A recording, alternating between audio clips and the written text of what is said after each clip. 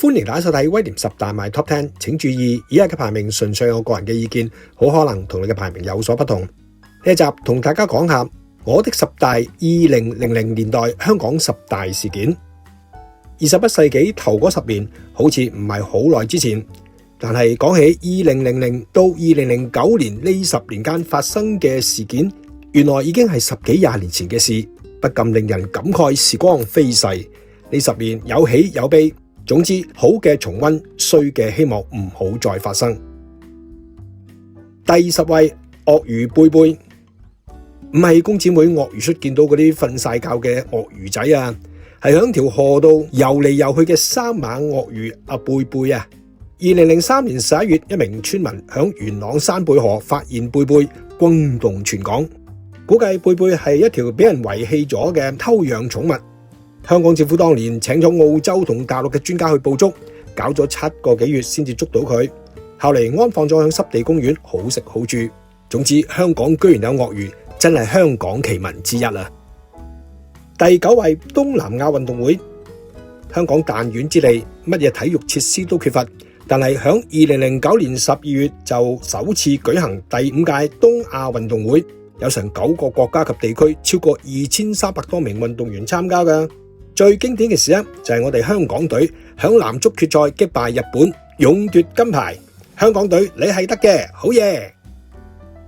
第8位，兩鐵合併。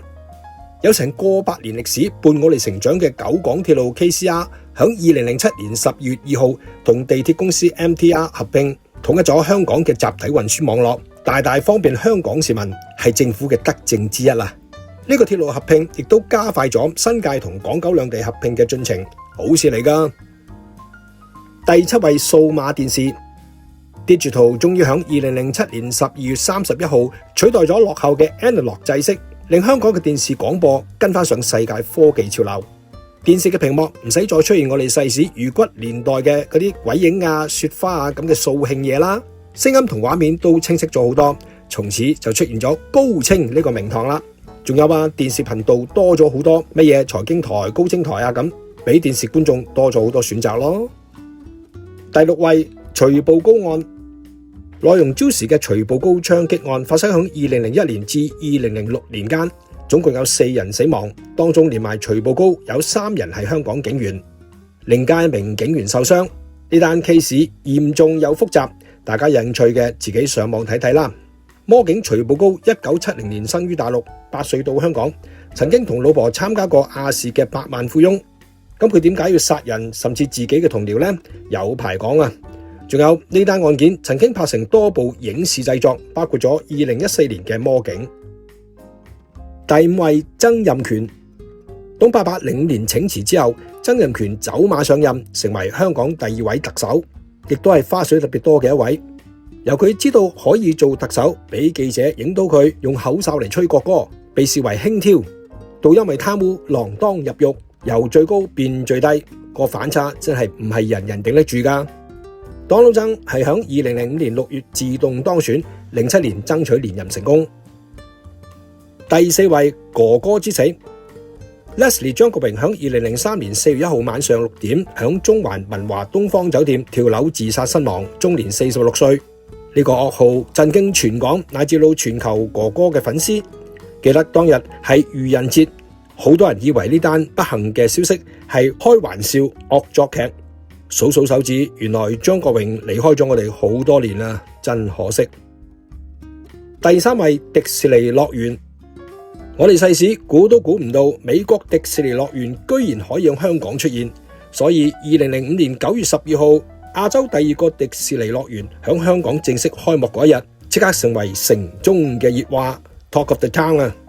呢個香港政府有份合辦嘅 project， 1999年開始策劃，用咗合共57億港元去興建，唔計旅遊收益是否值得，起碼呢個國際級嘅建設，我哋作為香港人都感到驕傲啦。第2位，金融海嘯。呢個又叫次貸危機嘅金融海嘯，係1929年大蕭條以嚟最嚴重嘅全球經濟災難。雷曼兄弟事件啊，記唔記得啊？香港股市響2008年1年之間累積跌咗66.6%，3條6啊，好唔老禮。好多股民搞到雞毛鴨血，跳樓事件都唔少㗎，真係俾美國呢兩弟害死啊！當時財政司係曾俊華，金管局總裁係任志剛，加埋曾特首，成立咗個經濟機遇委員會去抗衡呢個海嘯，成績如何見仁見智啦。在未公布第一位之前，要分享幾單幾乎入到我威廉10大嘅事件。屯門公路巴士失事，03年7月10號，一架巴士響屯門公路飛出天橋，造成21死20傷，係當年香港開埠以嚟死亡人數最多嘅交通意外。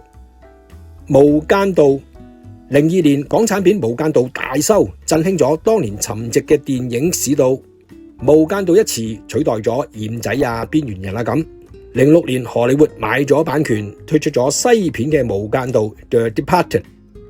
樹仁大學由胡鴻烈及鍾其榮兩公婆響1971年創辦嘅樹仁書院，響2006年由政府批准升格為香港樹仁大學，成為香港史上第一間私立大學。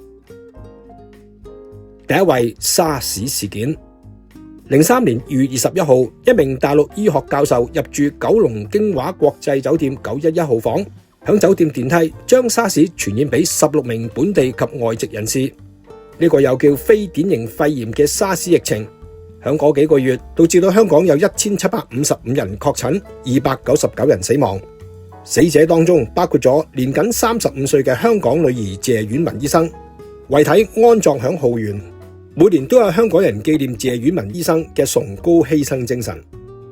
多謝你嘅收聽收睇，請 like and share， 亦都請喺留言區分享你嘅個人感受，謝謝大家。